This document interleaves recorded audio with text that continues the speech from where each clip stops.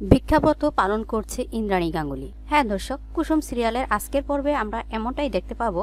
এ পর্বে দেখা যায় যে কুসুম গাঙ্গুলি বাড়িতে দৌড়ে এসে দেবীমা দেবীমা করে ডাকছে। তখন ইন্দ্রাণী গাঙ্গুলি, রাজশেখর, মীনাক্ষী সবাই উপরের ঠাকুরের ঘরে পুজো দিচ্ছিল। তখন ইন্দ্রাণী গাঙ্গুলি বলে, মেয়েটা নিচে এমন করে চেঁচাচ্ছে কেন, দেখো তো। তখন মীনাক্ষী সেখানে যায়, বলে তুমি এরকম ভাবে চিৎকার করছো কেন।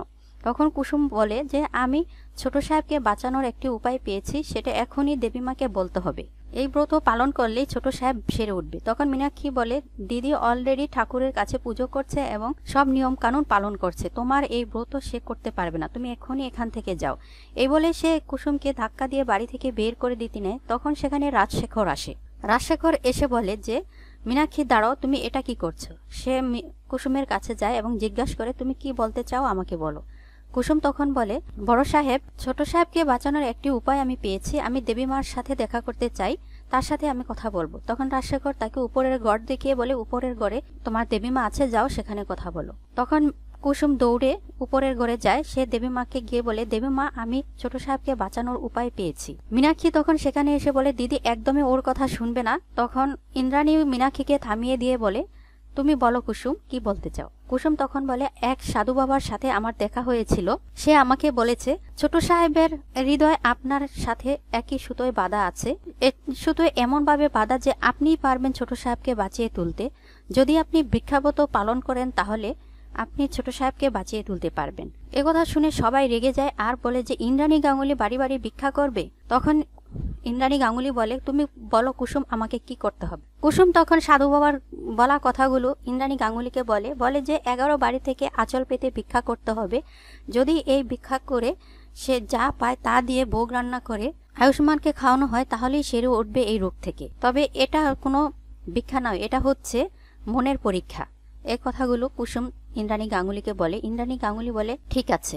একথা বলার পর মীনাক্ষী কুসুমকে টেনে নিয়ে যায় আর বলে, দিদি ভিক্ষা করবে বাড়ি বাড়ি, তুমি এই মান সম্মান সব ধুলোয় মেশানোর জন্য এই মেয়েটি একটা ফোন দিয়ে এঁটেছে, ওদের মতো ছোট লোক এই কাজগুলো করতে পারে। এই বলে সে কুসুমকে টেনে নিয়ে যায় আর নিচের দিকে বাড়ি থেকে বের করে দিতে যায়। তখন ইন্দ্রাণী গাঙ্গুলি সেখানে এসে বলে, দাঁড়াও ছোট।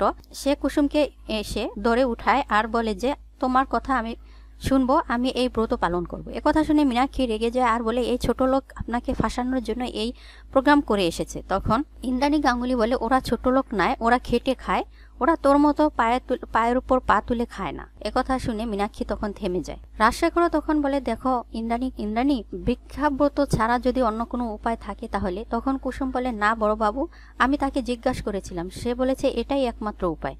তখন ইন্দ্রাণী গাঙ্গুলি বলে, আমার ছেলের জন্য যদি আমার ভিক্ষা করতে হয় তাহলে আমি করব। আমার ছেলের উপরে এই পৃথিবীতে আমার কাছে কোনো কিছুই নেই। তারপরে দেখা যায় ইন্দ্রাণী গাঙ্গুলি সারা রাত ঠাকুর ঘরে কান্নাকাটি করে।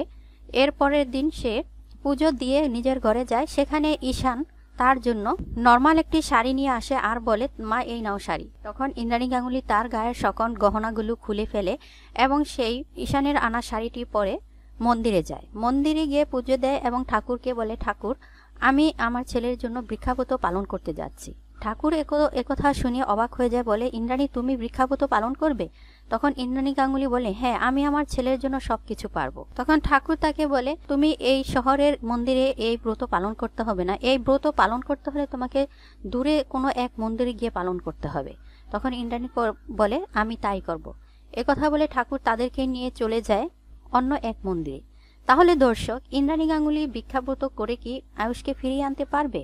তার বাড়ি বাড়ি গেলে ভিক্ষা দেবে, নাকি ইন্দ্রাণী গাঙ্গুলি বলে তাকে চিনে ফেলবে? যদি আপনি আপনার মতামত জানাতে চান তাহলে কমেন্ট বক্সে কমেন্ট করুন। ভিডিওটি ভালো লাগলে অবশ্যই একটি লাইক দিন। আমার চ্যানেলের সাথে থাকতে চ্যানেলটিকে সাবস্ক্রাইব করে রাখুন পরবর্তী আপডেটগুলো পাওয়ার জন্য। ভিডিওটি শেষ পর্যন্ত দেখার জন্য অসংখ্য ধন্যবাদ।